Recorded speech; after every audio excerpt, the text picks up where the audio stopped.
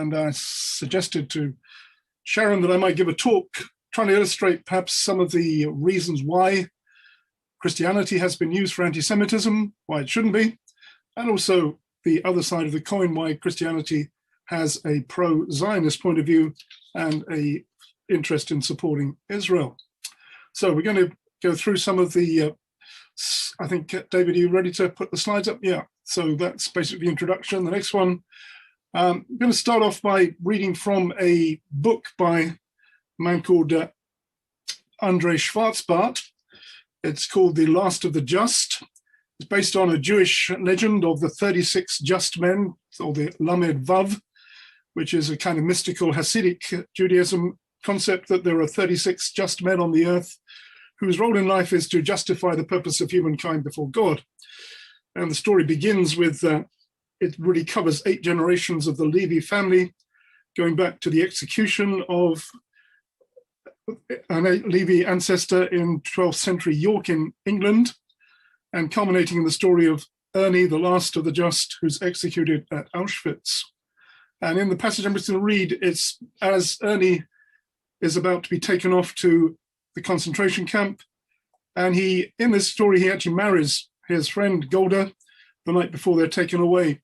And as they're preparing to go to the concentration camp, their conversation turns to Jesus. And this is what it says. "Oh, Ernie," Golda said to them, "you tell me, why do the Christians hate us the way they do?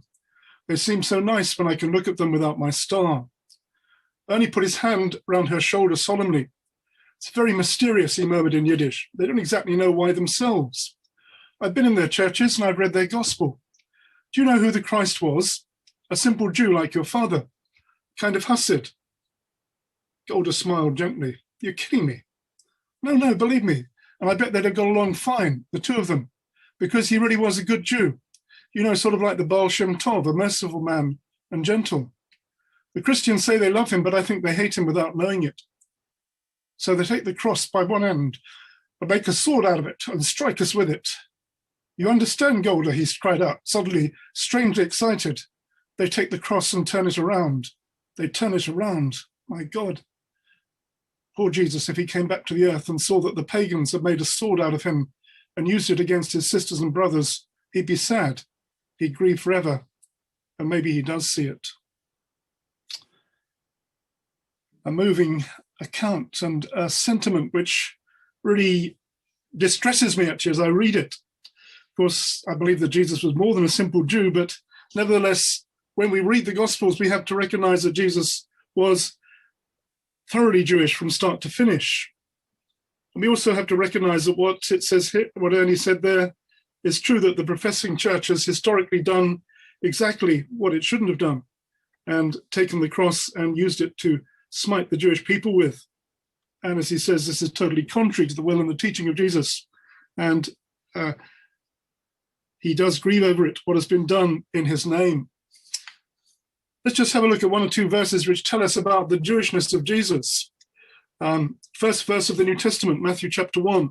If you put it into Hebrew, it says, Sefer Toldot Yeshua HaMashiach ben David ben Avraham.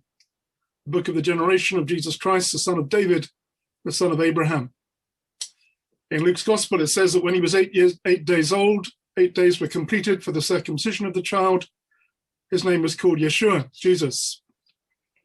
It also tells us in Luke that following that, he went up to Jerusalem with Mary and Joseph to go through the Pidyon Haben, the redemption of the firstborn service in the temple.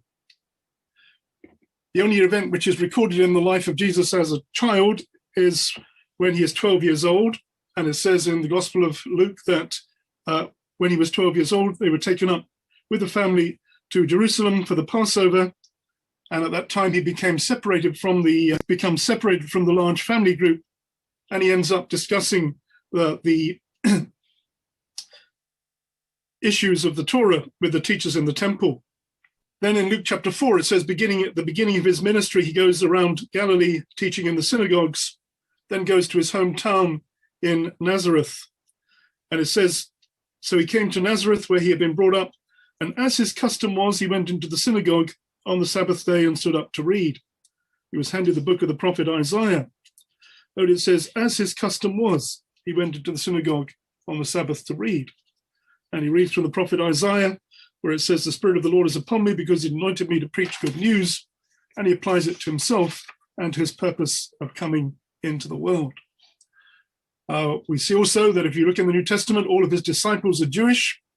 You look at some medieval art and you see that Peter, James, and John, who are good Christian boys, given Christian names, all look like English people or Germans. And Judas, the bad guy, he's always looks very Jewish. But in fact, they're all Jewish. Peter is Shimon Kepha. James is Yaakov.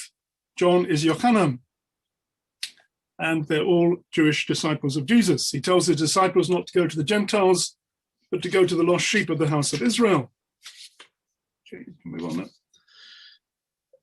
He tells a Samaritan woman that salvation is of the Jews in John's Gospel. It says he's not come to destroy the Torah, but to fulfill it. Matthew chapter 5. And he answers the question, which is the greatest of the commandments, by quoting the Shema in Mark chapter 12, where he says, the first of all commandments is, hear, O Israel, the Lord our God, the Lord is one. You should love the Lord your God with all your heart, with all your soul, with all your might, and with all your strength. This is the first commandment. And the second is likewise, you should love your neighbor as yourself. There is no other commandment greater than these. A totally Jewish answer to the question, what is the greatest commandment? He participates in the Jewish festivals, in Sukkot at Feast of Tabernacles in John chapter 7, in the Passover. And of course, the Last Supper is in the context of a Seder meal. Read in Matthew chapter 26. It's in the context of the Seder meal that Jesus takes the bread and the wine and applies it to himself, but it's in the context of Passover meal. And the New Testament connects his death to the Passover, his resurrection also to the Chag Bikurim, the Feast of the First Fruits. And after the resurrection, Jesus explains what has happened to the disciples. In Luke's Gospel, it says, these are the words which I spoke to you while I was still with you, that all things must be fulfilled, which were written in the law of Moses and the prophets and the Psalms concerning me. Refers to the Torah, the Nevi'im, the Ketuvim, the three divisions of the Tanakh of the Jewish Bible. So anyone who reads these passages and reads the New Testament has to understand that Jesus is Jewish. That the Gentiles play little part in the drama until the final trial before Pilate. And what also strikes me is that all these verses actually don't have any other interpretation. You can't interpret the fact that Jesus says, it says that he was circumcised on the 8th day any other way than that's what happened. You could deny that that's what happened, but you can't interpret it any other way. So we have this picture which comes through. Any intelligent reading of the New Testament shows the Jewishness of Jesus.